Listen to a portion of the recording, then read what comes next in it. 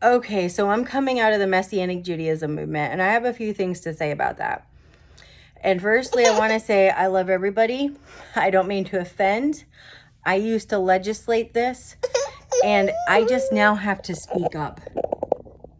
This denomination was started in the 70s, and it was never meant to actually come about that you have to do these things to be right with God. It was never meant to be this whole thing, inside covenant, outside covenant, going to hell if you are out of covenant. And to be in covenant, you have to be keeping the law. In fact, when it was initially brought to the table, it was rejected. It was rejected by direction of the Holy Spirit. It wasn't until the next generation that it became accepted. And it was only meant to allow Hebrew people to keep its roots, or their roots. There is a lot of false information and education in this group with no actual sounding sources. There's books written in support of it, so-called proving these things, but there's no actual historical proof or evidence. These are all people's opinions, and it's almost like a conspiracy theory. A lot of it comes down to, say, their interpretation and their projection of Christian holidays.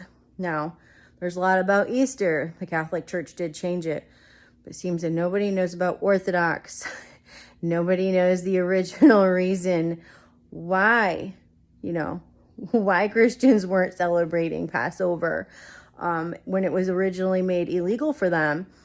So there are other denominations that celebrate a different day for Easter, but even their whole arguments and allegations on these pagan gods are false. And if anything, these pagan gods copied, especially for Christmas, because it was competition to bring people back to their false god. I have spent countless hours researching, and I am still doing it.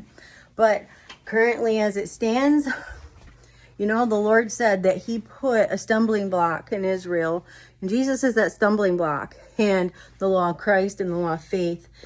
And the whole entire thing is they're trying to bury the block. They're trying to bury the block because it's such a stumbling block, okay? They're trying to hem the veil back together that was torn after the crucifixion. And there's so many things to say about this because it's so interwoven. But if you've been on the inside and you come from Christianity, I guarantee your initial thought was, oh no, the Christians got it all flipped around. No, honey.